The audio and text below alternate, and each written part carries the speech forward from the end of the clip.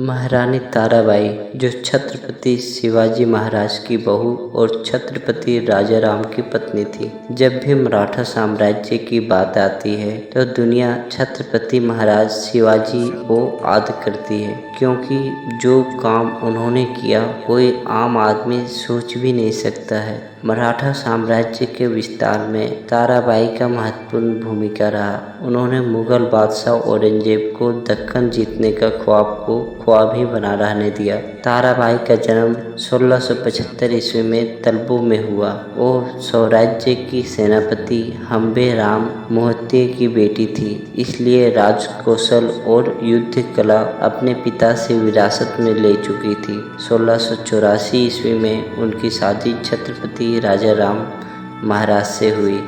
1689 ईस्वी में संभाजी की मृत्यु के उपरांत जब रायगढ़ को मुगलों ने चारों ओर से घेर लिया था, तब राजाराम के साथ रायगढ़ से निकलने में सफल हुई।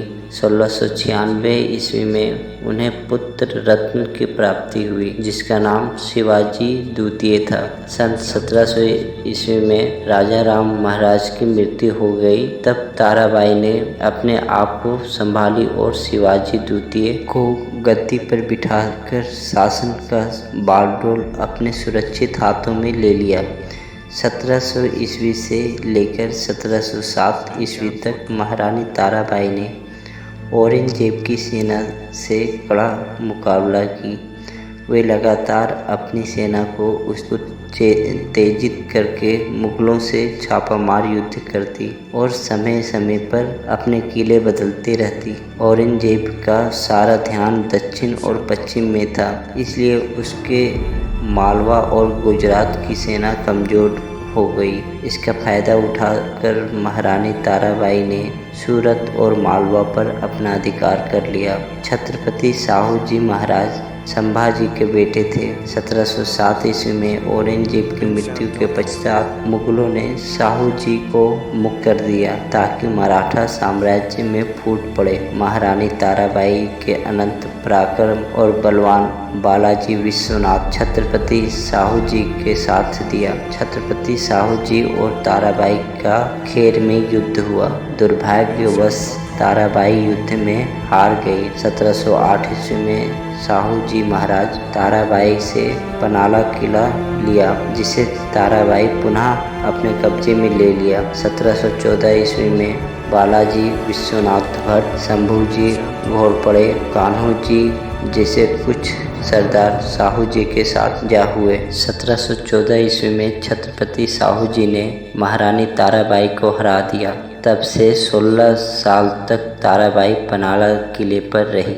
बालाजी विश्वनाथ और बाजीराव के मदद से छत्रपति साहू जी महाराज ने उत्तर भारत में स्वराज्य को बढ़ाया। 1730 ईस्वी में महाराज ने घोंसले घराने के सारे किले शिकवे को दूर करके ताराबाई को नजरबंद से मुक्त कर दिया। छत्रपति महाराज को कोई संतान नहीं थी, इसलिए मराठा साम्राज्य का उत्तराधिकारी कौन होगा, ये चिंता हमेशा से ताराबाई को थी। 1748 ईस्वी को जब छत्रपति बहुत बीमार थे, तब ताराबाई ने अपने दूसरे बेटे राम राजा को गोद लेने का सलाह दिया। ऐसा ही हुआ। छत्रपति साहू जी महाराज के मरने के उपरांत राम राजा को छत्रपति बनाया गया। सन 1750 तक मराठा साम्राज्य पंजाब तक पहुंच चुका था। अब मराठा साम्राज्य में पहले छत्रपति, बाद में पेशवा और उसके बाद सेनापति होलकर और सिंधिया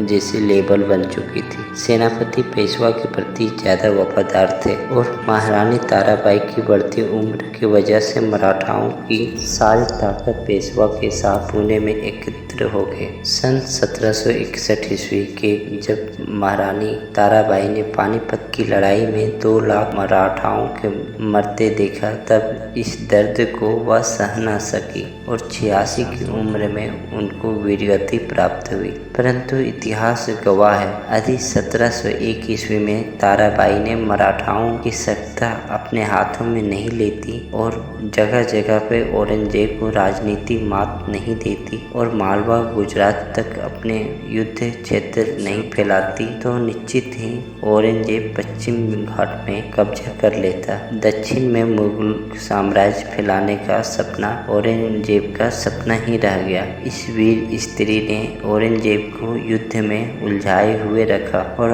आगे बढ़ने नहीं दिया। औरंगजेब के बाद मुगल साम्राज्य वैसे ही कमजोर पड़ गया। इस वीरांगना ने अपने दम पर जहां औरंगजेब जैसे शक्तिशाली मुगल बादशाह को बुरी तरह से हराया और परेशान किया, वहीं दूसरी तरफ धीरे धीरे मराठा साम्राज्य को बढ़ाया। एक समय मराठाओं का साम्राज्य अटक से कटक तक फैला हुआ था। इस तरह की जानकारी के लिए हमारे चैनल को सब्सक्राइब करें और वीडियो को लाइक करें। Thank you.